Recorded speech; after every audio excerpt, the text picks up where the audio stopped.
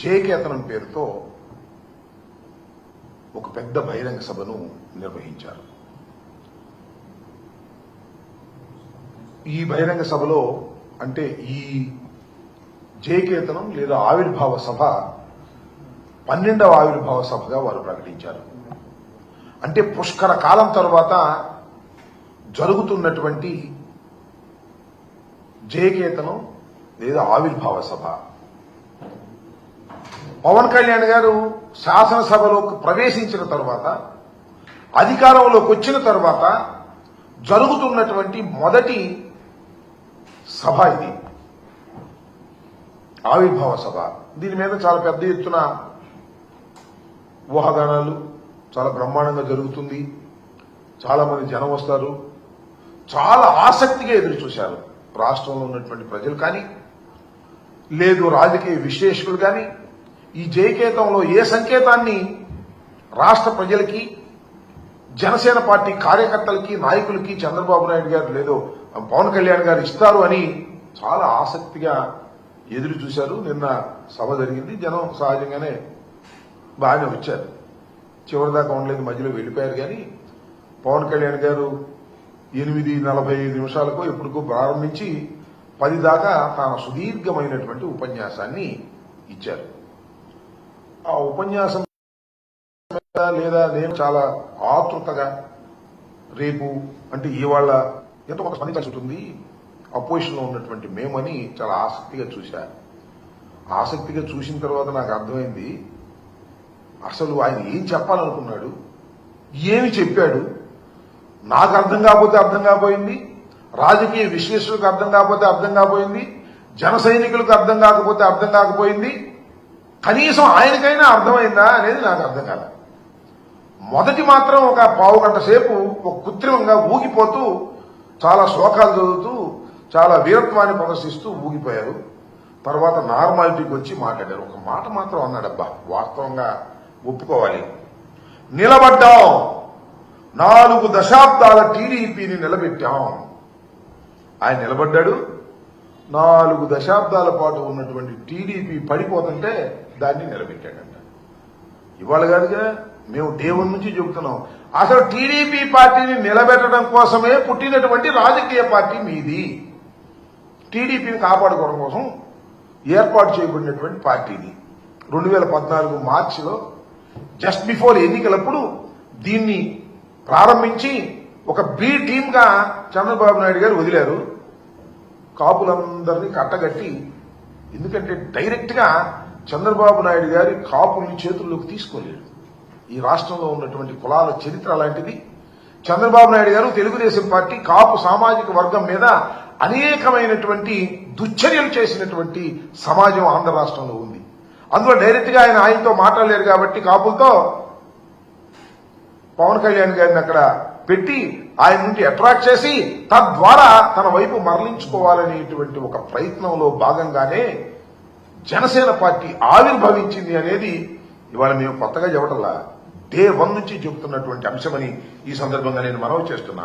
ఆ ప్రక్రియలోనే చంద్రబాబు నాయుడు గారికి ఎప్పుడు ఆపద వచ్చినా కాపులు తీసుకెళ్లి లింక్ చేయడానికి ఏర్పాటు చేయబడినటువంటి ఒక రాజకీయ పార్టీగా ముద్రపడినటువంటి రాజకీయ పార్టీ. అందువల్లే చంద్రబాబు నాయుడు గారిని నిలబెట్టడానికి ప్రయత్నం చేశారు. చంద్రబాబు నాయుడు గారే మొత్తం జనసేనకి, తెలుగుదేశం పార్టీకి మేనేజ్ చేసేది ఎవరయ్యా అంటే నారా చంద్రబాబు నాయుడు గారు, ముఖ్యమంత్రి గారు దీన్నంతా కూడా టోటల్ గా మెయింటైన్ చేసేటటువంటి పరిస్థితిలో ఇవాళ ఉన్నారు. దీనిలో ఒక మాట అన్నారు పవన్ కళ్యాణ్ గారు, 100% స్ట్రైక్ రేట్. ఏంటి 100% స్ట్రైక్ రేట్? నాకు అర్థం కాలేదు. మీది మీరు ఒక్కళ్ళే వచ్చారు 100% స్ట్రైక్ రేట్ కి. 21 సీట్లు పోటీ చేశారు, 21 సీట్లు మీరు గెలిచారు. అందువల్ల మీరు 100% స్ట్రైక్ రేట్ అని అనుకుంటే ఎలాగా అంటున్నా? అది బలం కాదు నాయన. 2 పార్టీల యొక్క మద్దతు నీకు వాపుగా కనపడి నీకు 21 వచ్చినాయి. అది రాష్ట్ర ప్రజల దురదృష్టం వల్ల వచ్చిందని నేను మనవి చేస్తున్నా. 21 సీట్లు గెలుచుకొని ఇది నాకు స్ట్రైక్ రేట్, అద్భుతం, అమోఘం అనేటువంటి మాట మాట్లాడుతున్నారు. శభాష్ అయ్యా. నేను మాట చెప్తాను, ఏమండి పవన్ కళ్యాణ్ గారు, కొన్నిదల పవన్ కళ్యాణ్ గారు, మీ డయాస్ మీద 21 మంది శాసనసభ్యులు ఉన్నారు, 2 పార్లమెంట్ సభ్యులు ఉన్నారు. అసలు మీ వాళ్ళు ఎవరు చెప్పండి నాకు. మీ పార్టీలో వచ్చిన వాడు ఎవరు? చంద్రబాబు నాయుడు గారి దగ్గర టికెట్ లేకపోతే పంపిస్తే వాళ్ళకి టికెట్ ఇచ్చావు. మేము రిజెక్ట్ చేసిన బ్యాచ్ కొంతమంది టికెట్లు ఇచ్చావు. నీ సొంత మనుషులు, నీ పార్టీ మనుషులు ఎవరున్నారు? ఎవరు లేరు. గాలి కొట్టుకొచ్చిన వాళ్ళని కొంతమందిని పెట్టుకున్నావు. నీ అదృష్టం బాగుంది, గాలి కొట్టింది, గెలిచావు. ఇది జరిగినటువంటి అంశం. 100% స్ట్రైక్ రేట్ అనేటువంటి మాట మాట్లాడుతున్నావు. అసలు నీకున్నటువంటి 22 శాసనసభ్యుల్లోనూ 21 శాసనసభ్యుల్లోనూ 2 పార్లమెంటు సభ్యుల్లోనూ 100% నీ వాళ్ళు కాదయ్యా, చంద్రబాబు నాయుడు గారి మనుషులు లేదా మేము రిజెక్ట్ చేసినటువంటి మనుషులు అనే విషయాన్ని దయచేసి గుర్తు పెట్టుకోమని ఈ సందర్భంగా నేను చెప్తున్నా. సరే, నీకు 100% స్ట్రైక్ రేట్ తో నువ్వు గెలిచావు. నువ్వు ఇచ్చిన హామీలు ఏంటి? చంద్రబాబు నాయుడు గారు కూటమి ప్రభుత్వం కలిసి ఇచ్చినటువంటి హామీలు ఏమయ్యాయి అని అడుగుతా ఉన్నా. సూపర్ 6 ఏమైంది? సూపర్ 7 ఏమైంది? 143 హామీలు ఇచ్చి ప్రజల్లోకి వెళ్లారు. అక్కడ కాదు 100% స్ట్రైక్ రేటు నీకు ప్రజలు ఇచ్చారనుకుంటున్నావే, ఇక్కడ చేయమంటున్నా. 100% గా నీ హామీలను నెరవేర్చేటటువంటి దాఖలాలు ఎక్కడ కనపడటం లేదే. నేను నువ్వేదో చెప్తావంటే ఏదేదో చెప్పుకొచ్చాడండి. ఆయనకి ఉపసం ఉందంట, ఆయన ఆరోగ్యం జరగొట్టుకున్నాడంట రాజకీయాల్లోకి వచ్చి ఏం ఆరోగ్యం జరగొట్టుకున్నాడు నాకు అర్థం కాదా. ఎట్లా జరుగుతుంటే రాజకీయాలు ఆయన బ్రహ్మాండంగా ఉంటే ఆయన రాజకీయ పార్టీని మెయింటైన్ చేశారు. ఒక సినిమా సమాజంలో ఉన్నాడు, ఒక మంచి సమాజంలో బ్రతుకుతున్నాడు, ధనం కూడా విపరీతంగా ఉన్నది. ఆయనకి ఆరోగ్యం జరగొట్టుకున్నాడ నాకు అర్థం కదా. అంటే తుపాకీ పట్టుకుని ఏమన్నా అడవికి వెళ్ళాడా? ఏమన్నా పోరాటాలు చేశాడా?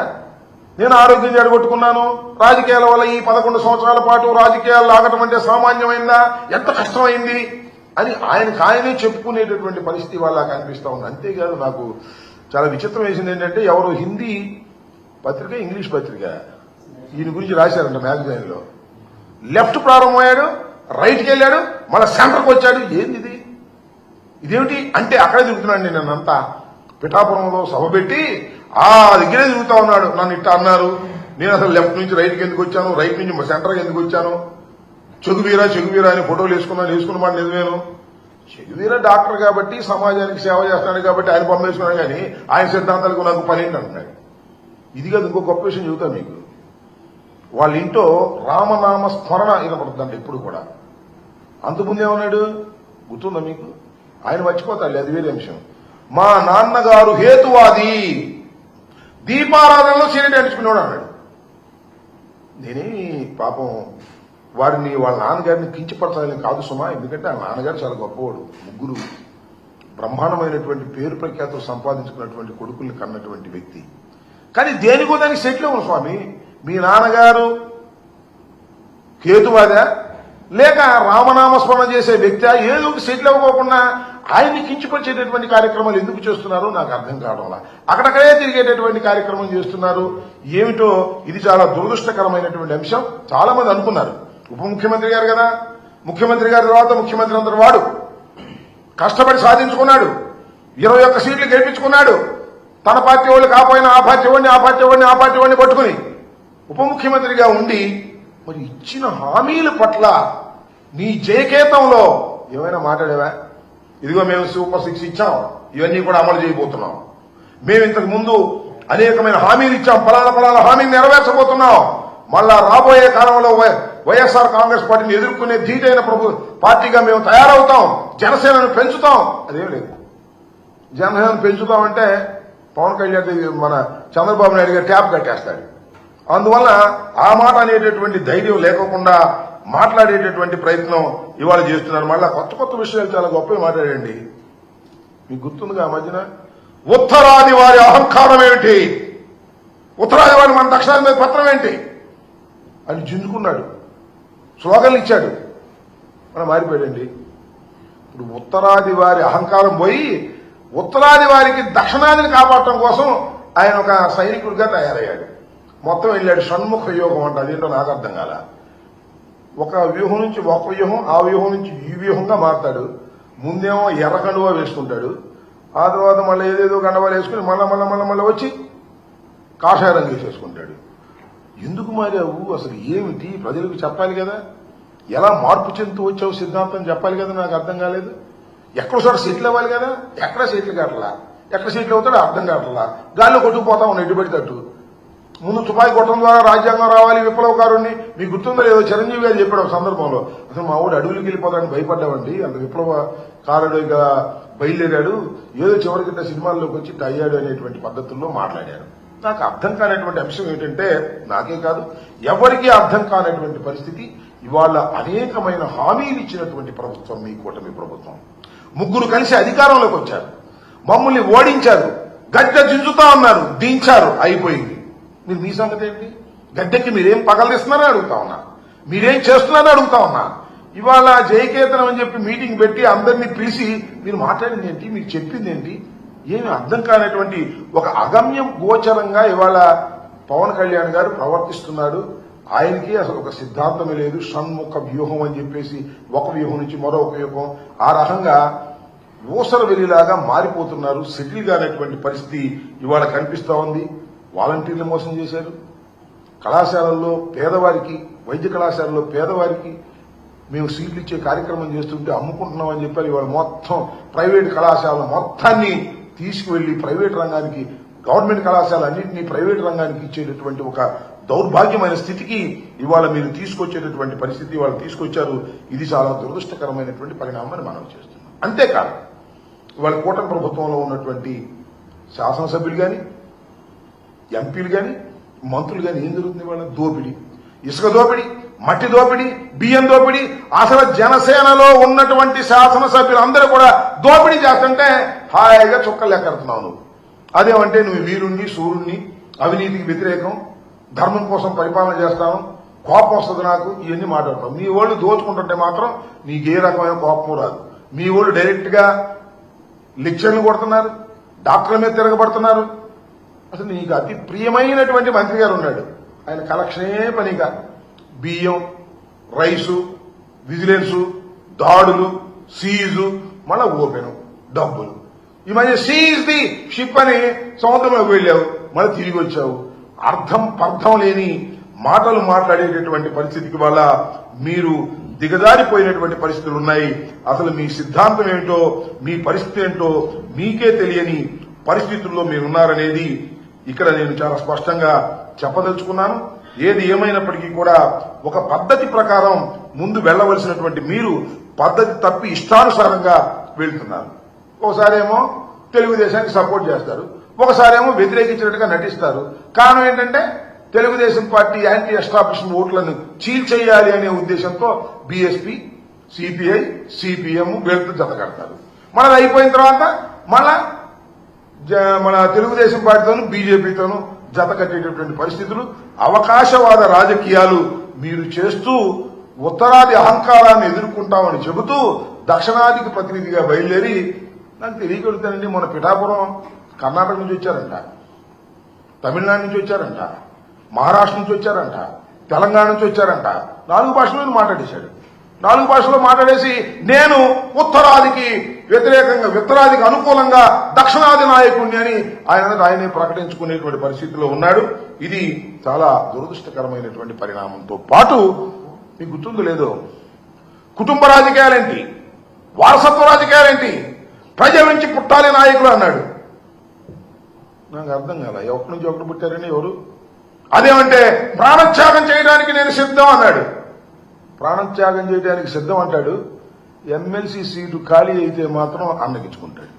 ఏంది ఇలాంటి అవకాశవాద రాజకీయాలు చేస్తున్నటువంటి వ్యక్తి ఇవాళ పవన్ కళ్యాణ్ గారు పిఠాపురం సాక్షిగా ఇవన్నీ నిరూపణ అయినాయని కూడా ఈ సందర్భంగా నేను చెప్పదలుచుకున్నాను. ఇకపోతే ఇక వేదిక మీదండి చాలా మంది మాట్లాడారు. ముఖ్యంగా మా పార్టీ నుంచి వెళ్ళిన వాళ్ళు ఉన్నారు కొంతమంది. మా పార్టీలో ఉండి మా పార్టీ నుంచి బయటికి వెళ్లిన వాళ్ళు ఇక దీన్ని ఇష్టం వచ్చినట్టుగా ఉపయోగించుకునే కార్యక్రమం చేశారు. బాలినేని శ్రీనివాసరెడ్డి గారు, వాట్ ఈజ్ హిస్టరీ నాకు బాగా తెలుసు. నేను శాసనసభ్యుడు అయినప్పుడు ఆయన శాసనసభ్యుడు కాదు. సుబ్బారెడ్డి గారికి బంధువు. అందువల్ల వైఎస్ఆర్ కాంగ్రెస్ పార్టీలోనూ ప్రిఫరెన్స్ ఇస్తే రాజకీయాల్లోకి వచ్చి ఎదిగి పెద్దవాడై మొత్తం రాజకీయాలని చేసి ఇవాళ అలిగి వెళ్లి ఆయన దగ్గర చేరాడు. చేరావు, మాకేం అభ్యంతరం లేదు. రాజకీయం అధికారం కోసం పార్టీలు మారేవాళ్ళు 300 మంది చూసాం, దానిలో నువ్వు ఒకటివి. వాడు అంటాడైనా నా ఆస్తులన్నీ కూడా నాశనం చేసుకున్నాను, బోలెడు డబ్బులు తగలేసుకున్నాను, నా దగ్గర నుంచి జగన్మోహన్ రెడ్డి గారు దోపిడీ చేసి ఆస్తులు లాక్కున్నాడు అనేటువంటి మాట మాట్లాడుతున్నారు. అసలు సిగ్గేలా లేదన్నా. ఎక్కడ పోగొట్టుకున్నావు నీ ఆస్తులు? ఎక్కడ పోగొట్టుకున్నావు అక్కడ ఎదుక్కో, ఇక్కడ కాదు. ఎక్కడో పోగొట్టుకుని ఉంటావు నువ్వు, అక్కడ ఎదుక్కోవాలి. చాలా మంది చెప్తా ఉన్నారు ఎక్కడెక్కడ పోగొట్టుకున్నావో, అక్కడికి ఎదుక్కోవాల్సింది పోయి ఇవాళ పిఠాపురం సాక్షిగా నేను అన్ని నిజాలు చెప్తాను అని జగన్మోహన్ రెడ్డి గారి మీద అవాకులు చవాకులు పేలుతున్నారే, గుర్తుపెట్టుకోండి. దానివల్ల మీకేదో పెరుగుతుంది అనుకోకండి, దానివల్ల మీ క్యారెక్టర్ డౌన్ అవుతుంది. మీరే కాదు, సాయిరెడ్డి గారితో కూడా చెప్తున్నా. సాయిరెడ్డి గారు, శ్రీనివాసరెడ్డి గారు, మీ ఇద్దరికీ అన్యాయం జరిగింది వైఎస్ఆర్ కాంగ్రెస్ పార్టీలో అంటే ఇంకేం చెప్పాలి నాకు అర్థం కాదా. మీరేగా మొత్తం అంతా ఏలింది. జగన్మోహన్ రెడ్డి గారు ఆ చెవిలోను ఈ చెవిలోను చేరినటువంటి వ్యక్తులు మీరు ఇవాళ మీకు అన్యాయం జరిగిపోయింది అనేటువంటి మాటలు మీరు మాట్లాడుతున్నారు జనసేన వేదిక మీద. వారికి ఎట్టాకు సిగ్గు లేదు, మీకు సిగ్గు లేదు, సిగ్గు లేకుండా మాట్లాడుతున్నారు. అయ్యా పవన్ కళ్యాణ్ గారు, ఇలాంటి వారిని నమ్మి నువ్వు రాజకీయాలు చేస్తే శ్రీమద్ రమారమణ గోవింద్ అనే విషయాన్ని కూడా గుర్తుపెట్టుకోమని మనవి చేస్తున్నా. దాంతోపాటు ఇంకొక ఆయన ఉన్నాయండి, మా దగ్గరే ఉన్నాడు మొన్నటి దాకా. నేను టికెట్ ఇవ్వకూడదు అక్కడికి వెళ్ళాడు. ఆయన మాట్లాడుతున్నాడు, జగన్మోహన్ రెడ్డి గారి గురించి మాట్లాడుతున్నాడు. రాజశేఖర రెడ్డి గారి దయా దాక్షిణ్యాల వల్ల పార్లమెంటు సభ్యుడైనటువంటి వ్యక్తి, జగన్మోహన్ రెడ్డి గారి దయా దాక్షిణ్యాల వల్ల పార్లమెంటు సభ్యుడైనటువంటి వ్యక్తి ఆయన మాట్లాడతాడు. పులివెందులకు ఎక్కువ కడపకు తక్కువ అంట జగన్మోహన్ రెడ్డి గారు. ఆయన బొమ్మ పెట్టుకుని గెలిచినటువంటి నువ్వు ఇవాళ దరువు కొట్టే కార్యక్రమం చేస్తా ఉన్నావు. గుర్తుపెట్టుకో, నీ జీవితం మొత్తం అందరికీ తెలుసు. ఏదో వేదిక దొరికింది కదా అని రెచ్చిపోవద్దు, పిచ్చి పిచ్చిగా మాట్లాడొద్దని కూడా మనం చేస్తున్నాం. ఎప్పుడు ఇలాగే ఉండదు సార్. 4 సంవత్సరాలే, 4 సంవత్సరాల పరిస్థితులు మారతాయనే విషయాన్ని కూడా గుర్తుపెట్టుకోండి. ఇష్టం వచ్చినట్టు మాట్లాడి ఇక్కడేమో దరువు కొట్టడం, అక్కడికి వెళ్ళి ఎర్ర కన్నవా వేసుకొని ఇష్టం వచ్చినట్టు పవన్ కళ్యాణ్ గారి దగ్గర మాట్లాడేటటువంటి దుర్మార్గమైన రాజకీయాలు దయచేసి చేయొద్దు. అలా చేశారా మీకు భవిష్యత్తులో నూకలు మిగలవని కూడా ఈ సందర్భంగా నేను చెప్పదలుచుకున్నాను. ఈ పోతే ఇంకొక ఆయన ఉన్నాడు, కొత్తగా అయ్యాడు ఎమ్మెల్సీగా, నాగబాబు గారు. ఆయన జగన్మోహన్ రెడ్డి గారి గురించి మాట్లాడుతున్నాడు. జగన్మోహన్ రెడ్డి గారు కామెడియన్ అంట. మరి ఈయనేంటో నాకు అర్థం కాలా. అయ్యా, నువ్వు, మీ అన్న, మీ తమ్ముడు ముగ్గురు రాజకీయాల్లోకి వచ్చారు. మీ అన్న అట్ట చేసి కాంగ్రెస్ చేరి కేంద్ర మంత్రి అయ్యాడు. నువ్వేమో మీ అన్న, మీ తమ్ముడు పవన్ కళ్యాణ్ గారు 16 సంవత్సరాలైంది శాసనసభకు రావడానికి టైం పట్టింది. అది కూడా ఏంటి, చంద్రబాబు నాయుడు గారు సంకెక్కితే అయ్యారు మీరు. ఆ తర్వాత మీకు ఒక ఎమ్మెల్సీ వచ్చింది. ఓకే, బాగానే ఉంది. జగన్మోహన్ రెడ్డి గారితో పోలుస్తారంటే, జగన్మోహన్ రెడ్డి గారు వీరోచితంగా పోరాడినటువంటి వ్యక్తి, జగన్మోహన్ రెడ్డి గారు ఢిల్లీ కోటని పగలగొట్టినటువంటి వ్యక్తి, పార్టీ పెట్టిన 10 సంవత్సరాలకే శాసనసభ్యుడిగా ముఖ్యమంత్రిగా అయి ఈ రాష్ట్రాన్ని 5 సంవత్సరాలు పరిపాలించినటువంటి వ్యక్తి. ఆయన తండ్రికి గాని ఆయనకు గాని భగవంతుడి దయ వల్ల ప్రజల ఆశీస్సుల వల్ల ఓటమి ఎరుగని ధీరు అని మనం చేస్తున్నా. వాళ్ళతో పోల్చుకుంటారండి మీరు, నాకు అర్థం కాల. మీరేదో ఇంకో మాట అన్నాడండి ఎవరు ఒక ఆయన, జగన్మోహన్ రెడ్డి గారంట రాజశేఖర రెడ్డి గారు కొడుకు కాకపోతే ఏమయ్యేవాడు, ముఖ్యమంత్రి అయ్యేవాడు అంటున్నాడు. నాకు తెలియ పెడతానండి, చిరంజీవి గారు తమ్ముడు కాబట్టి మీరేంటి మీ పరిస్థితి? చిరంజీవి గారు మంచి సూపర్ హీరో అయ్యి, అది కూడా అల్లు రామలింగయ్య గారితో బియ్యం పొందిన తరువాత మంచి నటుడుగా పేరు ప్రఖ్యాతులు చెంచుకున్నాడు. ఆ తర్వాత మీరిద్దరు కూడా ఆయన పేరు పట్టుకుని ముందుకెళ్లారు. మీరు ఇలాంటివి మాట్లాడతారని నాకు అర్థం కాలేదు. రాజశేఖర రెడ్డి గారు గాని జగన్మోహన్ రెడ్డి గారు గాని అత్యంత ప్రజాదరణ కలిగినటువంటి నాయకులు. అత్యంత ప్రజాదరణ ఎలా వచ్చింది? ప్రజలకు సేవ చేయడం ద్వారా వచ్చింది తప్ప సినిమాలో నటించడం ద్వారా వచ్చినటువంటిది కాదు అనేది కాస్త అన్నదమ్ములు ఇద్దరు తెలుసుకుంటే మంచిదని మనం చేస్తున్నా. ఇవాళ నాగబాబు గారు రెచ్చిపోయి మాట్లాడుతూ ఉన్నాడు. పాపం ఆయన కూడా ఏదో అన్నాడు, వీళ్ళకి టికెట్ ఇచ్చి వెళ్ళిపోయిన ఆయన కూడా ఏదో అన్నాడు తెలుగుదేశం ఆయన్ని. ఇలా పిచ్చి పిచ్చిగా మాట్లాడడం వల్ల ఏమీ ఉపయోగం లేదు. మీరు అడ్డదారిన రాజకీయాల్లోకి వచ్చిన వారు, ఎవరి సంఖో ఎక్కి రాజకీయాలు చేస్తున్న వాళ్ళు, మీకంటూ ఒక ప్రత్యేకమైనటువంటి సిద్ధాంతాలు లేనటువంటి వ్యక్తులు మీరు ఇవాళ మాట్లాడుతున్నారు. వస్తారు జనం, అధికారం ఉంది, డబ్బు ఖర్చు పెట్టారు, సినిమా గ్లామర్ ఉంది, వస్తారు జనం, అధికారం ఉంది కదా అని. ఈ వచ్చిన వాళ్ళందరూ గొప్పవాళ్ళని లేదా మీకే పెద్ద ప్రజాబలం ఉందని పప్పులో కాలేయొద్దు. దక్షిణాదికి వెళ్తేనంట మన ఉత్తరాదికి వెళ్తేనంట అందరూ ఫోటోలు దిగుతున్నారంట పవన్ కళ్యాణ్ గారి గురించి. అందువల్ల అక్కడ కూడా నాకు బ్రహ్మాండంగా ఉంది. ఈ షణ్ముఖ వ్యూహంలో నేను ముందుకెళ్ళిపోతాను, దక్షిణాది మొత్తం నాదే అనుకుంటాడు. ఎక్కడికి వెళ్ళిన ఫోటోలు దిగుతారు. సినిమా యాక్టర్ తర్వాత ఎక్కడికి వెళ్తే ఏమంటే ఫోటో అన్నీ అంటారు. నీ అభిమానులు అయిపోతారా? నీ రాజకీయాలు ఫాలో అయిపోతారా? గుర్తుపెట్టుకోమని మనవి చేస్తున్నా. ఈ విధంగా పవన్ కళ్యాణ్ గారు జనసేన పార్టీ దిశ లేకోకుండా నిన్న నిర్వహించినటువంటి ఈ జయకేతనం జనం బాగా వచ్చారని అంటున్నారు. చివరిలో పవన్ కళ్యాణ్ గారు మాట్లాడేటప్పుడు వెళ్ళిపోయారని కూడా అంటారు. ఇసుగు పుట్టేది ఏమి లేదు, ఇసుగు పుట్టి వెళ్ళిపోయారు. కాబట్టి మీరు ఏదైతే చెప్పాలని ప్రజలకు అనుకున్నారో అది చెప్పలేకపోయారు. కారణం ఏంటంటే మీ దగ్గర సరుకు లేదు. కేవలం చంద్రబాబు నాయుడు గారికి భజన చేసేటటువంటి కార్యక్రమం, చంద్రబాబు నాయుడు గారి భజన బృందంగానే మీరు తయారయ్యేది నిజమైనటువంటిది. దాన్ని ప్రజలు గమనిస్తున్నారు. ఇవాళ కాబట్టి రేపు కాబట్టి గమనిస్తారు. కాపులు కూడా గమనిస్తారు. అయ్యా కాపులందరూ అనుకుంటున్నారు ఎవడో ఒకరు మా కులంలో ముఖ్యమంత్రి అయితే బాగుంది అనుకుంటున్నారు. అదేదో పవన్ కళ్యాణ్ గారి ద్వారా అవుతుందేమో అనుకుంటున్నారు. పవన్ కళ్యాణ్ గారి ద్వారా అయ్యేటటువంటి శక్తి పవన్ కళ్యాణ్ గారికి లేదు అనే విషయాన్ని మీరు నిదానంగా తెలుసుకుంటారు. సినిమా క్లైమాక్స్ లో తెలిసింది ఆయన పనిచేయడానికి రాలేదు. కేవలం చంద్రబాబు నాయుడు గారికి ఊడిగం చేయడానికి కాపులందరినీ కట్టగట్టుకుని తీసుకువెళ్లి చంద్రబాబు నాయుడు గారికి అప్పజెప్పడానికి మాత్రమే ఆయన రాజకీయ పార్టీ పెట్టి నడుపుతున్నారనే విషయాన్ని ముఖ్యంగా పిఠాపురం తాలూకా ప్రజలు నేర్చుకోవాలి, తెలుసుకోవాలని ఈ సందర్భంగా నేను చెప్పదలుచుకున్నాను.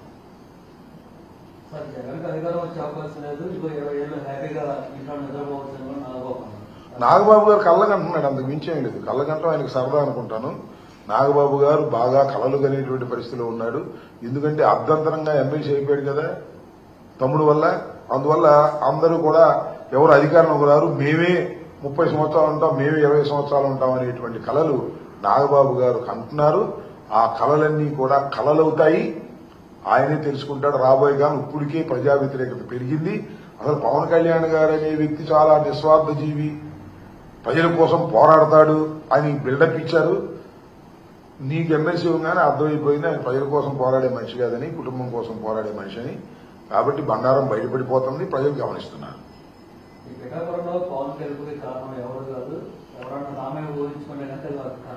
అదేనండి చంద్రబాబు టైపే. చంద్రబాబు వెన్నుపోటు కాదు. ఎన్నికలకు ముందు ఒక మాట, ఎన్నికలు అయిపోయిన తర్వాత ఒక మాట, అక్కర తీరిన తర్వాత ఒక మాట, అదే రేవు దాటిన తర్వాత తెప్పదగలేయటం. నాకు తెలియకూడదు, నాకేం సంబంధం లేదు. కానీ ఆ వర్మ గారు తెలుగుదేశం అయినాగా ఒకసారి ఇండిపెండెంట్ కూడా గెలిచినట్టున్నాడు. అక్కడ గెలిచాడా? ఎప్పుడో గెలిచాడు ఒకసారి. అయ్యా నాకు తెలియకూడతానండి పవన్ కళ్యాణ్ గారు. ఏమండో నాగబాబు గారు మిమ్మల్ని కూడా అడుగుతున్నా. నేను అప్పుడు చూసా ఎలక్షన్ అప్పుడు బిజీగా, మొన్న కూడా చూసా. పవన్ కళ్యాణ్ గారు ఆయన చేతులు చేసి నన్ను గెలిపించే బాధ్యత నీదే అన్నాడా లేదా?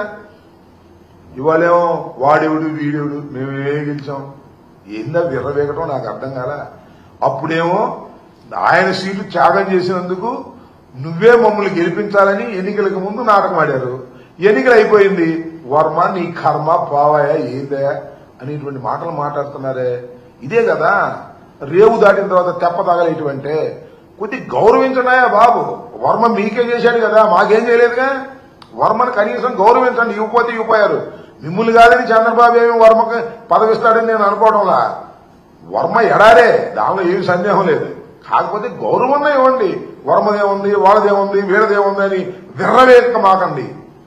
అది పిఠాపురం మీ అడ్డా అనుకుంటున్నారు. పిఠాపురంలో మొదటిసారి గెలిచారు, గుర్తుపెట్టుకోండి. జగన్మోహన్ రెడ్డి గారి లాగాను, రాజశేఖర రెడ్డి గారు కంటిన్యూగా గెలిచినటువంటి నియోజకవర్గం కాదని కూడా మనం చేస్తున్నా.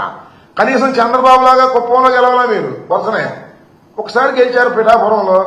ఇక అది మీ అడ్డా అనుకుని అక్కడ ఎవరినైనా సరే మేము తీసేస్తాం, తోసేస్తాం అనేటువంటి పిచ్చి మాటలు మాట్లాడి గందరగోళంలో పడి మీ కర్మ మీరు అనుభవిస్తారు, వర్మ కాదు. మీ కర్మ అనుభవిస్తారు తర్వాత రాబోయే కాలం. ఆ వర్మకి నాకేం సంబంధం లేదు. ఉన్న సందర్భం కాబట్టి అడిగారు కాబట్టి చెబుతున్నా. ఆయన తెలుగుదేశం, ఆయన మాకేం సంబంధం? తమిళనాడులో హిందీ వద్దన్నందుకు, తమిళనాడులో హిందీ వద్దన్నందుకు తమిళ సినిమాలని హిందీలోకి డబ్బింగ్ చేయడానికి కూడా ఆయన సలహా చేస్తారు. అదే ఇప్పుడు నేను చెప్పే కదా, ఒకప్పుడేమో ఉత్తరాది అహంకారం అన్నాడు. ఇవాళ ఉత్తరాది అహంకారానికి తల వంచి దక్షిణాది రక్షకుడుగా తయారయ్యాడు. ఈ దక్షిణాది మొత్తాన్ని అసలు పిఠాపురంలో జరిగింది మీరు దక్షిణాది మీటింగ్ అని చెబుతాడు ఆయన ఒక విధంగా చూశారుగా మీరు. ఎన్ని భాషలు మాట్లాడాడు? కన్నడం నాకు వచ్చన్నాడు, తమిళం నాకు వచ్చన్నాడు, మహారాష్ట్ర గురించి మాట్లాడాడు, గద్దల గురించి మాట్లాడాడు, తెలంగాణ గురించి మాట్లాడాడు, ఆంధ్రప్రదేశ్ గురించి మాట్లాడాడు. మొత్తం పెద్ద కచ్చి వేసి పారేశాడు దక్షిణాది మొత్తానికి. ఉత్తరాది అహంకారానికి దక్షిణాది చేశాడు. ఏంది ఊసర వెళ్లి పనులు? ఒకప్పుడేమో దక్షిణాది వాళ్ళని ఉత్తరాది వాళ్ళు తొక్కేస్తున్నారని ఘీంకరించావు, ఇవాళేమో సాష్టాంగపడి చెబుతున్నావు. ఇదే నీ దగ్గర ఉన్న అవకాశవాద రాజకీయాలు అంటే ఇవేననే విషయాన్ని దయచేసి గుర్తుపెట్టుకోండి పవన్ కళ్యాణ్ గారిని చెప్పదలుచుకున్నాను. ఓకే,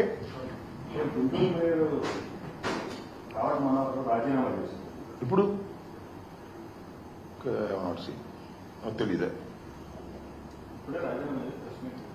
ఓకే, మరి నా దృష్టిలో లేదు. ఇందాక మాట్లాడి కానీ రాజీనామా చేస్తానని చెప్పలేదు, ప్రెస్ మీట్ పెట్టినా అని చెప్పాడు. But I will checkup and come back.